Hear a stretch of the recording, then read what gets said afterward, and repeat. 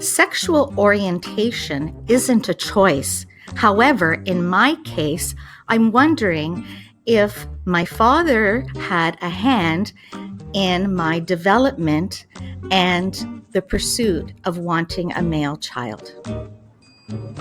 The year 1965. Not a typical wedding photo. This was a shotgun wedding. My mother, Diane Charbonneau of Minnow Lake, engaged and married my father, Fernando Bianconi of Italy, who immigrated here with his mother and father and siblings after the Second World War. I was a feisty child, creative, and very determined to have my father's attention. I cut my hair because I wanted to be just like my cousins who got the opportunity to go on the work site with my dad and learn a vocation in trade, something that I admired still to this day, but never had the opportunity to pursue because I was a girl. My father, still insistent for a boy, made me join a boys' soccer team. I felt extremely challenged and uncomfortable and always having to compete for his attention. I spent many years alone wondering where I fit in, and even to this very day, I wonder, am I really gay? Am I straight? Am I bi? Now, all these new terms, pansexual, binary, polyamorous, I just feel alone, and I am looking for my community. But spending all this time alone really leaves a hole inside, somewhat like a hollow tree. The tree is alive and growing, yet still empty. I found community radio to be a source of inspiration. By teaching, learning, listening, and conversing with others in the community, I no longer felt by myself. In 1997, that's when CJ came into my life. CJ, then Katz, to me was a butch, and I was the femme. The perfect couple. Not only did I meet CJ in 1997, but that was the first year Sudbury Pride took to the streets, and I was asked to MC the parade and lead approximately 350 people towards the downtown core. I was warned that maybe there would be potential hecklers, tomato throwers. The police advised me to be careful. In 1997, the first Pride March continued until 2006, when I recreated Sudbury Pride and turned it into a one-week festival showcasing art, music, literature, spoken word, and everything in between our community has to offer.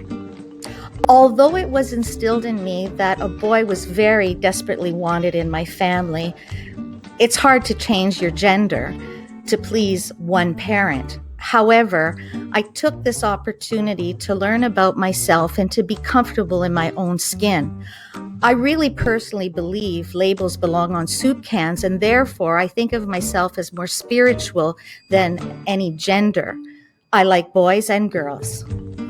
We all have a family tree, and no matter how hollow sometimes you may feel, just remember the tree hasn't been cut down. New branches will grow, and so will you, and so will I.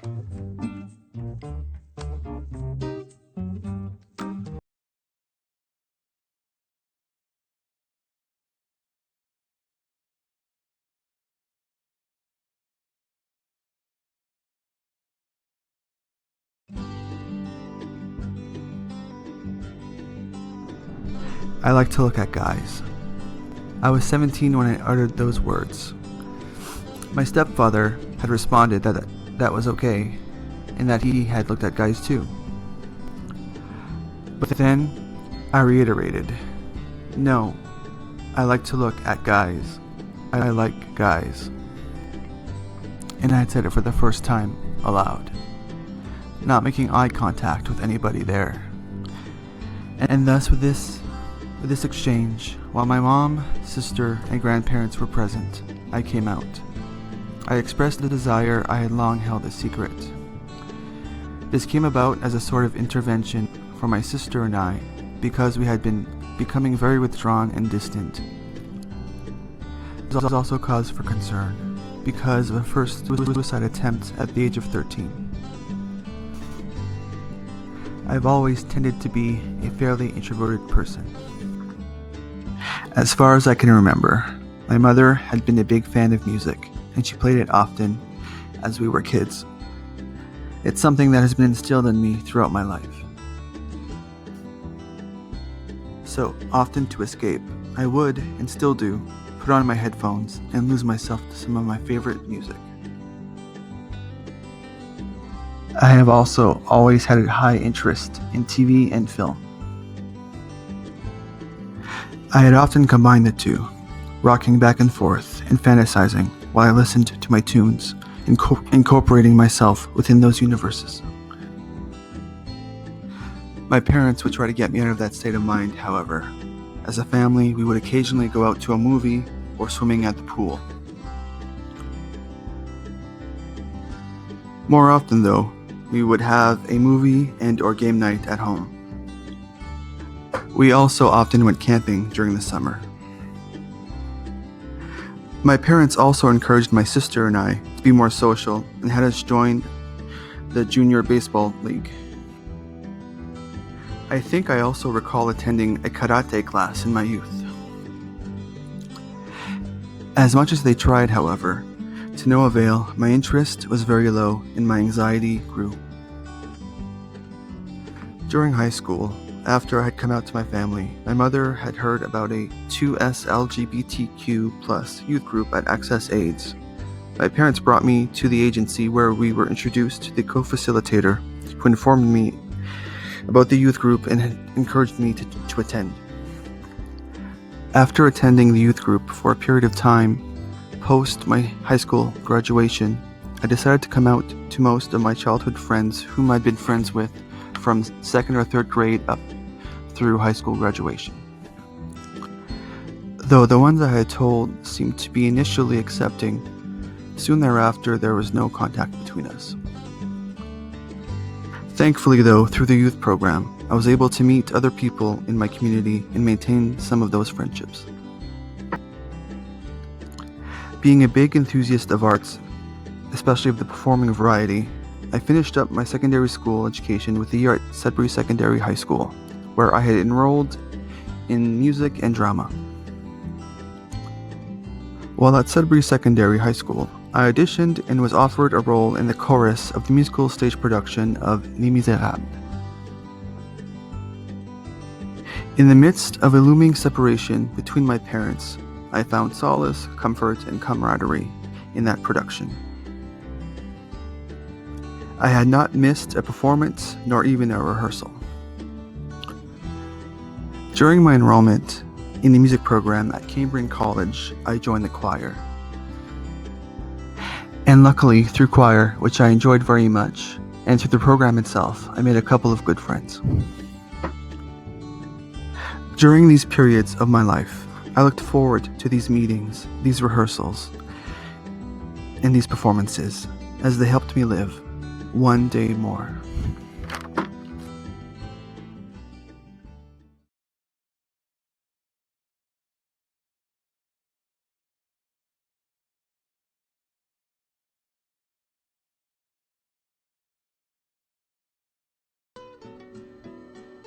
I'm Phoenix, Sudbury born and raised, and this is me. I was an angry teen when I came out the first time. Most of my family took it well, but some members thought I was less than human. I was angry because I was seen as weak and in need of my brother's protection. I started dressing more and more masculine, and even started wishing I was born male. In my late teens, I started hyperfeminizing myself to fit in with my peers. I started getting attention from both boys and girls. I thought that's what I needed to be accepted as a bisexual person. Now in my late 20s, I'm accepting that hyperfeminizing was my way of hiding my masculine tendencies. Coming out as male leaning gender fluid has led me to feel free with myself and to understand I can't hide away if I want to love myself. So, with my second coming out, I've learned that I am who I am and I don't need to sacrifice myself to be loved by others.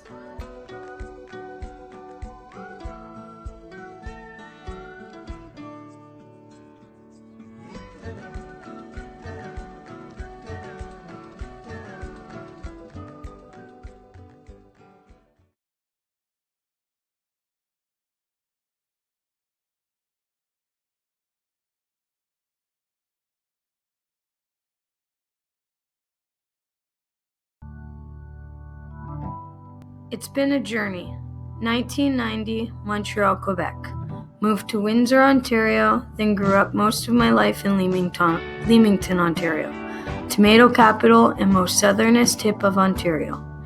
Growing up from the get-go, I knew I felt different but wasn't quite sure as to how and why.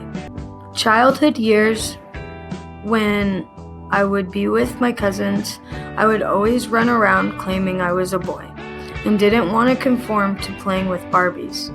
So I came to the conclusion that I was a tomboy and that was okay.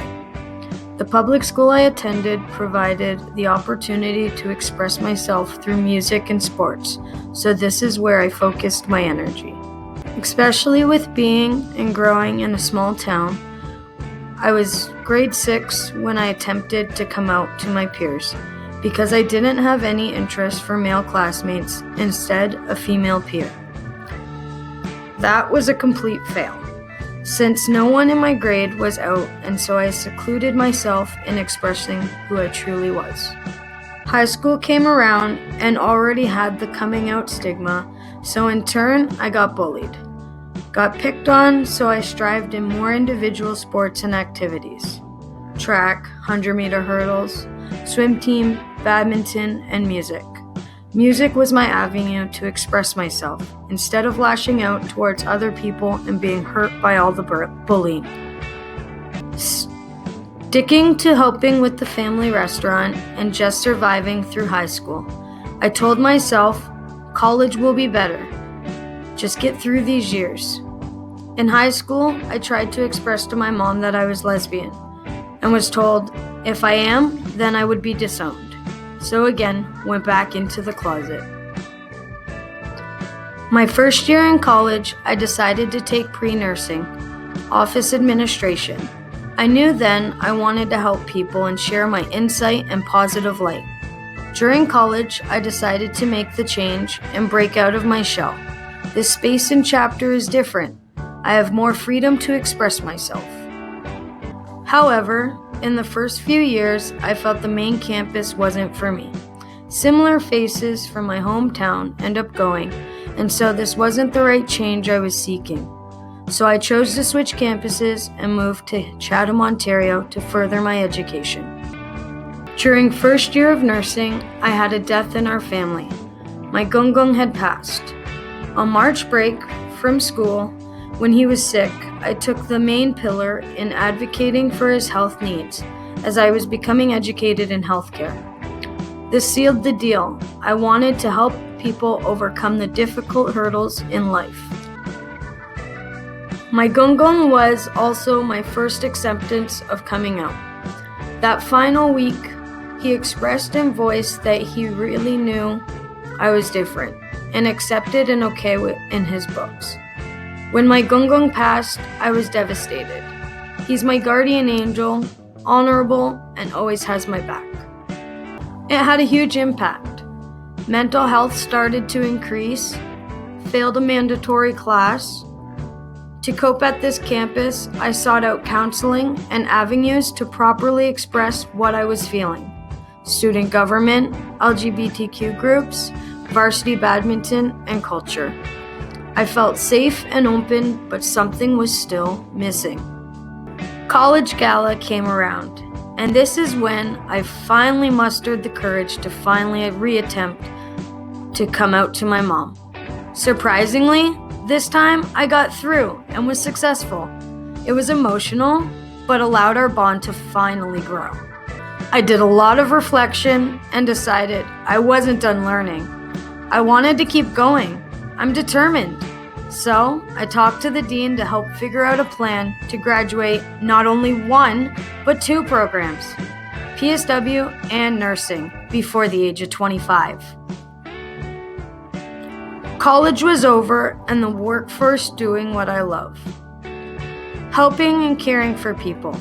In October, I had my final psychiatric appointment and filled them in on which avenues I've trialed: self-care, learning, and growing mindfully.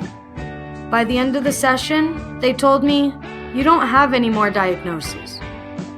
You no longer have depression, anxiety, PTSD, or mood disorder. All the self-care you've been doing, pulling it forward and putting into practice, new chapter. Keep doing what you're doing." Gender fluid and able to spread my wings and be who I really am. An individual living with no diagnoses, just being unique. Being free, learning my indigenous culture, diving in. I've been meditating a lot, and when I really reach troubles, I try to seek support within my community. I'm a healer and a source of light, and always growing.